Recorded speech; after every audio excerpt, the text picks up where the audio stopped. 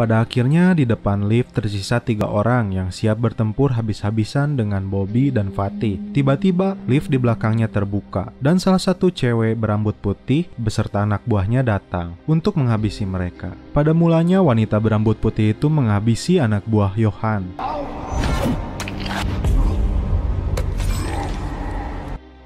Dan Bobby pun meminta Fatih untuk pergi dari sana dan menjaga Reina. Ternyata wanita ini bukan wanita sembarangan, karena dengan mudahnya dapat membunuh Bobby. Di sisi lain, Wisnu yang menjaga Reina terbunuh juga oleh Alma, yaitu anak buah bos besarnya.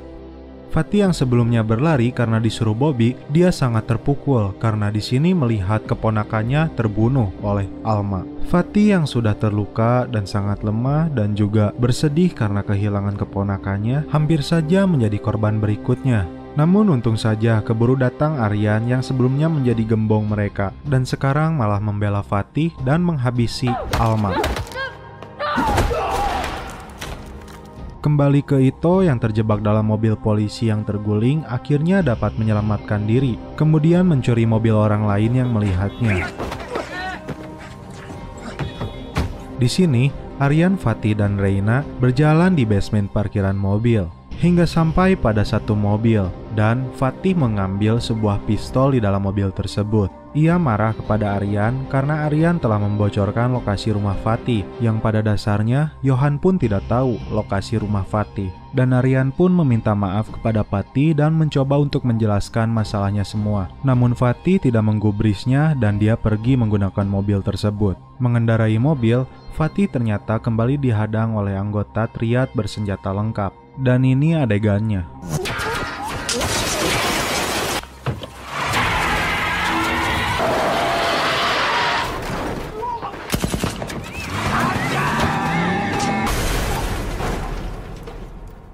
Tersisa satu lagi, Fatih menyeretnya dalam posisi mundur dengan kecepatan penuh hingga akhirnya Fatih yang terluka dan kelelahan meminta Reina untuk bersembunyi. Kemudian, dia dengan sisa-sisa tenaganya berusaha menghabisi mereka.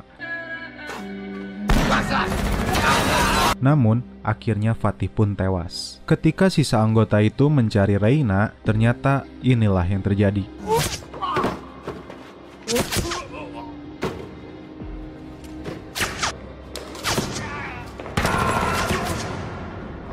Ternyata dia adalah seorang perempuan yang diperankan oleh Julie Estelle sebagai sosok The Operator. Ito yang terlambat datang ke parkiran ternyata mendapati Fatih sahabatnya telah tewas. Lalu melihat anak tersebut dan dia membawanya.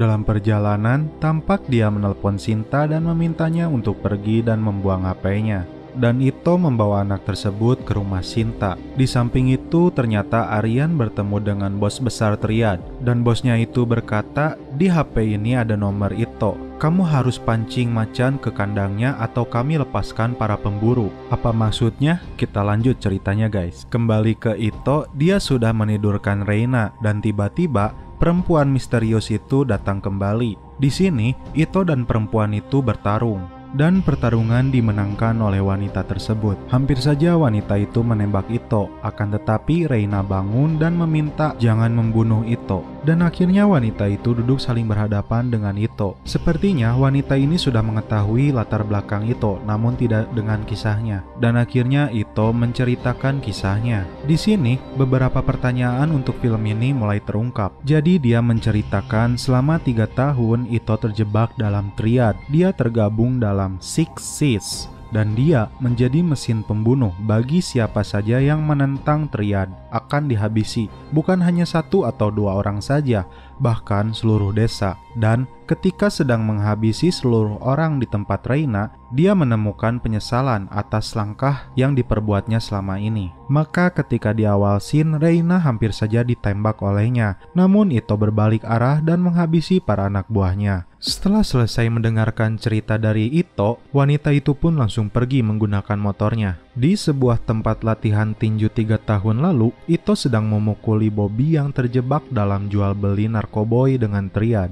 Jadi permasalahan Bobby dan Ito dimulai dari sini, yang nyatanya Bobby telah menggiring semua terjebak dalam peredaran narkoba. Ito di sini memutuskan untuk masuk dalam triad demi menyelamatkan para sahabatnya. Namun Aryan pun memutuskan untuk mengikutinya. Ito didatangi lagi oleh wanita misterius itu, dan dia meminta identitasnya, siapa sebenarnya dia. Di sini kembali terungkap, cewek tersebut diutus untuk membunuhnya atau membunuh Sixis, dan seseorang yang diberi kode nama Old Tiger. Dan Aryan malam ini sedang berada di pelabuhan mendapat dukungan penuh dari seorang Sixis yang si Ito kenal. Dia bernama Chin Woo. Mendengar informasi itu, Ito memutuskan harus menyelesaikan semua ini dan malam ini juga. Ito meminta cewek itu menjaga anak yang bernama Reina. Setelah itu dia boleh membunuhnya. Persenjataan dan bahan peledak pun diserahkan. Akhirnya Ito datang seorang diri dan masuk ke base camp triad. Menggunakan tangan kosong, kemarahan dan keahlian bela dirinya benar-benar ditunjukkan. Satu persatu mereka dihabisi. Jadi lo yang namanya Ito? Mau mati lo?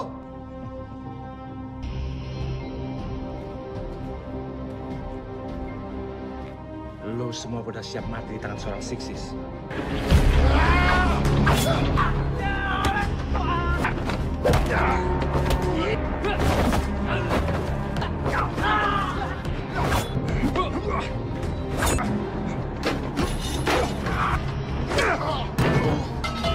Di tempat wanita misterius dan Reina berada, gerombolan bersenjata lengkap mulai berdatangan. Namun ketika penjahat itu turun menggunakan lift, ternyata disambut dengan sambutan yang hangat. Lihat seperti ini adegannya.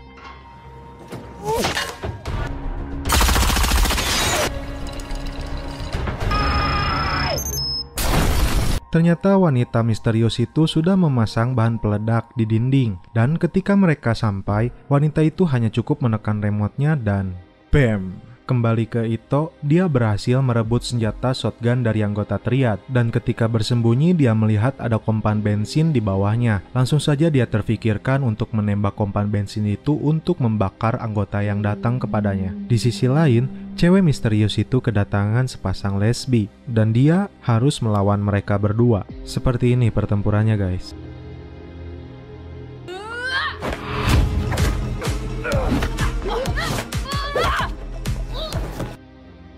Alma akhirnya harus terbunuh dengan senjatanya sendiri. Tersisa antara wanita misterius itu dengan wanita berambut putih. Pertempuran pun dimulai.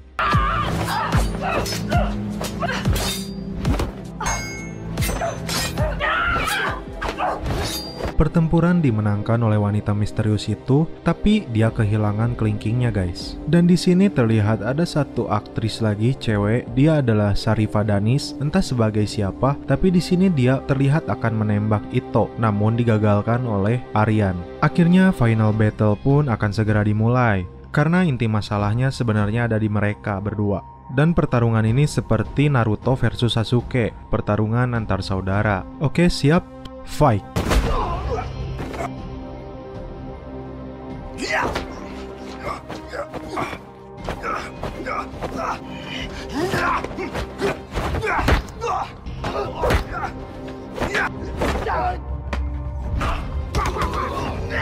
Oke guys, karena pertempuran ini memakan waktu yang cukup lama, saya singkat saja ya.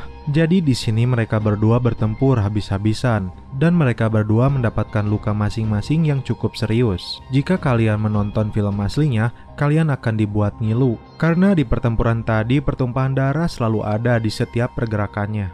Karena di akhir pertempuran, Ito berkata kepada Aryan, dia tidak bisa membunuh apa yang sudah mati. Lalu, Ito pun pergi meninggalkan Aryan sendiri.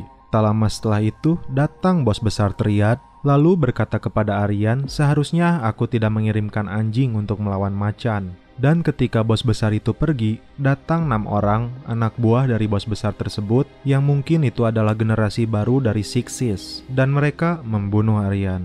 Sementara itu, Ito bertemu dengan Reina, dan mereka berpelukan. Di penutup film, terlihat Ito yang sudah babak belur berada dalam sebuah mobil.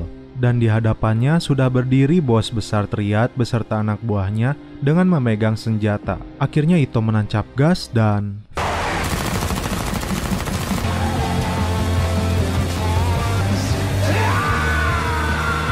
Film pun berakhir.